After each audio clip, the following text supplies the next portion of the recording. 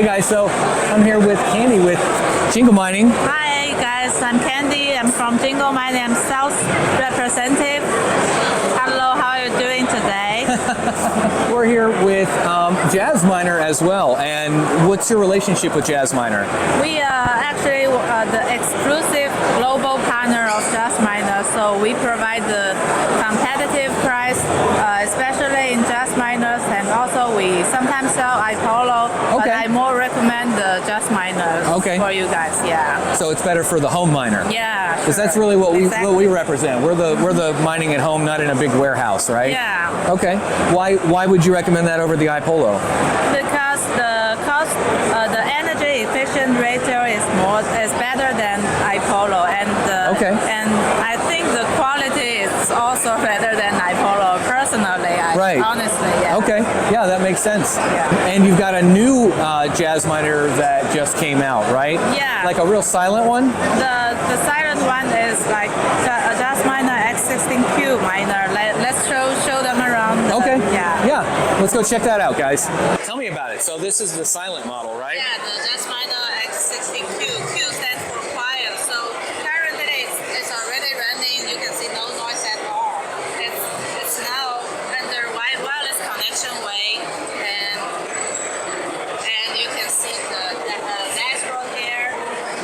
The hash rate is actually performed more than expected.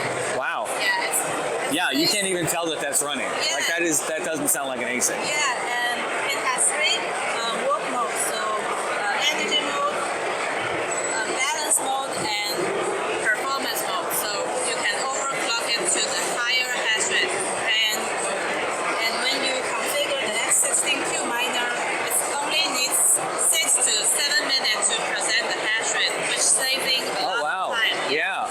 You can use this miner to configure the third pool, such pool like auto switching to save your time and gain more like passive income, earn more crypto, mine as much as you can, sell it. And I know at least when some of these models first came out, they took a long time to like connect and stay connected to the mining pools, right? Yeah. So that's a big performance increase. Yeah. Okay, awesome. Oh, so it's 8 gigs of RAM. Yeah. Oh wow, yeah. So this will be around for a long time to be able to hash well into the future because of the size of the blockchain. Exactly. And then what's this one? This is also a newer one, right? This is actually they're using the same chips. Just like this one comes out with 2 balls. This will be 1 ball. Yeah. And this one more industrial, so you can like place it in your farm. It's a little bit noisy. It's 85 decibels. So it's more like a traditional ASIC. I gotcha. Yeah. Okay.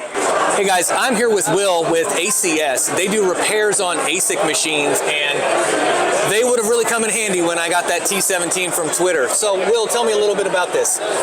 Here's the situation. I got this T17. It showed up in pieces and looked like Tetris in the box. All the heat sinks and stuff just fell right off. Broke the ASICs when they came off. What would you have done in the situation if a customer came to you and said, help me fix this? Yeah, no, the T17s were known to be a really big problem, and I personally purchased like 500 T17s back in 2021, and we had the same problem, right? I mean, we'd pull out hash boards, turn them over, and all the heat sinks would fall off. Yeah. So if a customer came to you with this sort of experience, we could charge you for a repair. But in all reality, with that kind of older generation machine, we'd probably swap the boards out, right, and give you a new board, right, and kind of go that route. Yeah, more bang for your buck that way. Yeah, so you get more longevity out of the machine if you continue to use it. That's right. And some people will actually take these kind of aftermarket heat sinks, and they'll take these heat sinks and they'll actually kind of like solder some nuts to like the board, and then they'll actually screw in heat sinks onto that machine. Oh, I see. Yeah. That are very much like the S19s. Yeah, so they like S19 is. Yeah. Okay. How do you feel about that? Is that a recommendation, or is that end up being more trouble than it's worth? It's just kind of it's by the producer, right? By the person that kind of does that. Yeah. Some of them really high quality, some of them are lower quality. It just really kind of ranges. Yeah. So. Okay. Cool. Yeah. So anything else you want to tell us about ACS? What do you guys do? Yeah. So we're a repair company. Okay. We started 2 years ago. Hired our first employee, that guy, and and now we're up to 20, and so wow. we're scaling quite a bit. Fantastic. We're located in Fort Worth, Texas. Okay. And come by and see us. We serve the bigger, larger Texas market with a lot of the larger miners, but we also service the small guys. So you'll do the onesie-twosies and stuff too. Absolutely. Awesome. Great. Absolutely. Well, thank you for your time. Yeah, absolutely. Appreciate Thank it. Hey guys, here we are at the Nicehash booth, and look who we found. What's your name? Andre. Nice to meet you. Good to meet you. I'm Alex, Geek of all trades. Okay. Yeah, of course. So, tell me what's going on with Nicehash. Yeah, so Nicehash, we're here at Mining Disrupt. We are focusing more on the mining side of things, trying to get people to connect their ASIC miners, CPUs, GPUs to our Stratum servers, right? But we are also talking about easy mining. Easy mining. Our new product. Catching the block, right? Basically, yes. Yeah, okay. So that allows anyone to simply purchase hash power from our marketplace, directly from our miners, and basically use that to solo mine on the blockchain. Yeah. So when you do that, do they pay out in the native token? So if I'm solo mining Dogecoin, I'll get a 10,000 Doge block. That's correct. We do have the exchange feature that allows you to automatically convert on in supported countries. So yeah, that's a nice feature to have.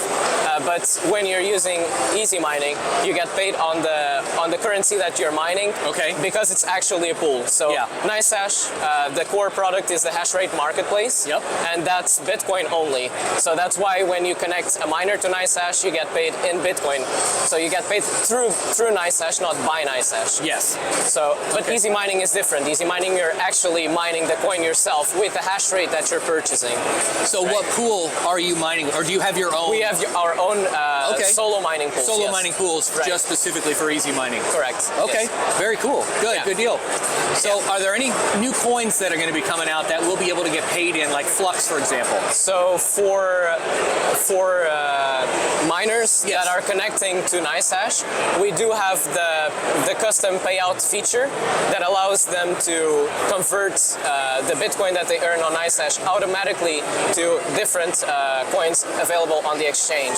So even if you want to get paid in Ethereum, Litecoin, Dogecoin, whatever is available on the exchange, it is already possible on countries where Nicehash, our exchange partner, can operate. Unfortunately, Flux is not yet listed on Nicehash. We're of course planning on expanding the coins that are available on our exchange. Yeah. So maybe it will be an option one day. Right now, unfortunately, it's not yet available. Well, you know what? Luckily, guys, we know the guys over at Flux, and they're just right over here. Over there. I actually checked. We can probably go over and talk to them right now. Yeah. Dan's over there. Say, all right, come on, let's go. I'm just kidding. Sure. All right. Anything else you want to tell me about Nicehash before we go? Yeah, we are basically planning on expanding also to other products. We have Nicehash Pay coming up soon, so this will allow merchants to accept Bitcoin payments directly. Really? Also on both e-commerce and retail customers with a POS system. Okay. So we're developing that. We have easy mining. We're also adding new features, making it even easier for newcomers to try mining. They don't have the ASICs, or they have a lot of a very expensive electricity rate, right? So this allows anyone to give mining a try, get into the space, get to know crypto, be part of the blockchain. Yeah. And we're planning on expanding easy mining even further than Great. ETF now. And XXL mining went live today, didn't it? Yeah, we are actually starting the package is actually starting in a couple of hours. Oh wow. The lobby opened this morning, so it's, I believe, in 1 in 2 probability of mining a block, and we're actually fortunate enough that the difficulty on Bitcoin dropped just a bit, like 2 or 3%. That's awesome. So maybe we'll catch a block this time. That's luck right there. Yeah. Good deal. Thank you so much. Nice to meet you. Good to meet you. Hey guys, here we are with ItsMiner. We got Near here, and so they are a software company. They create dashboards basically that link to your farm and all your equipment. So tell me a little bit more about it. Tell me about ItsMiner and what you guys do. Okay. Hi guys, nice to meet you all.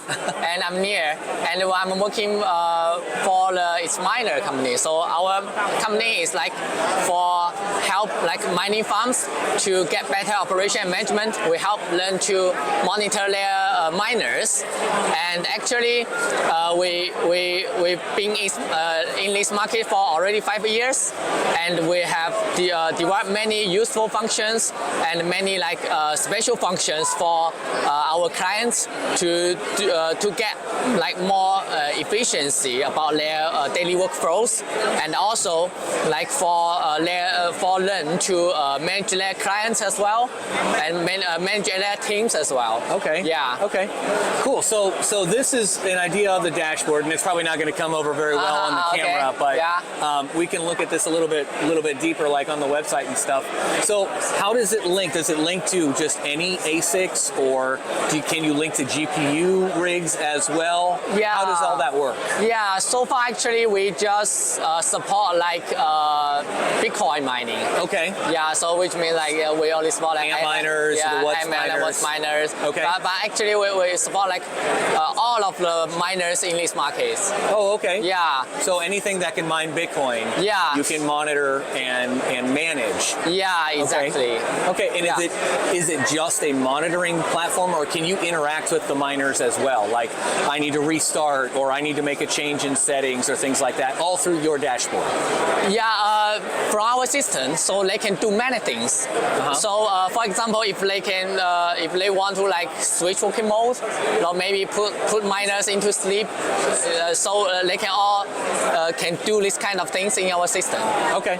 And also, like we develop many like automations. Okay. So yeah. So for example, if you set many rules, like for example, if you set like maybe the hash rate go down to let's say 80%, Yeah. then the system can help you out automatically to restart your miners. Yeah, like automated scripts. Yes. Okay. So this kind of like automatic functions in our system. So we develop.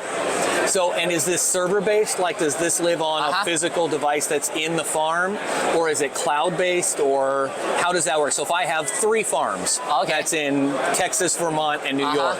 Well, not New York, their power's way too high. But just for this example, do I need a server in each of those locations, or can there be a central server that's like a hub and spoke, everything calls home?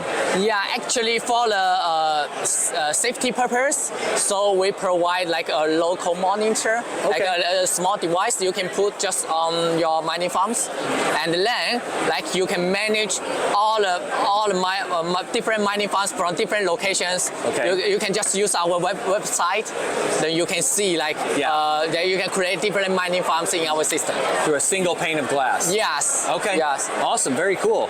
So that's pretty cool, guys. Make sure you check them out. I'll definitely leave links in the description. Thank you, guys. Thank you so much. I appreciate your time. Oh man, I'm back at the hotel, obviously editing the video, and completely forgot that I didn't do a sign off. Today was pretty cool. It was very, very busy, as you could tell, and today we got up at the butt crack of dawn, went directly to the expo. There was like nobody there. I mean, there were some people there. I figured I'd get there and it was, you know, already popping. And it wasn't until like noon. So yeah, 3 hours of sleep for nothing. Anyway, so today was really cool. I got to meet a lot of new people, a lot of vendors, and companies that I didn't know existed that had a lot of awesome technology. A lot of that wasn't showcased in this video. I think that's because they were really busy today. So a lot of them agreed tomorrow we'll sit down, we'll have a conversation, turn the camera on, talk about who we are and what we do and all that fun stuff. So let me know in the comments down below, what did you think about this style of video? I feel like some people really enjoy it because you're learning about new stuff like I am right along with me, you know, at the event, which maybe you couldn't attend or didn't want to or for whatever reason. Then again, I feel like some people are like, yeah, it's the same repetitive shit. Leave a comment and let me know what you think about this style of video. If I ever go to events like this again in the future, maybe I'll change it up and we can do some different things. If you made it this far in the video, give it a thumbs up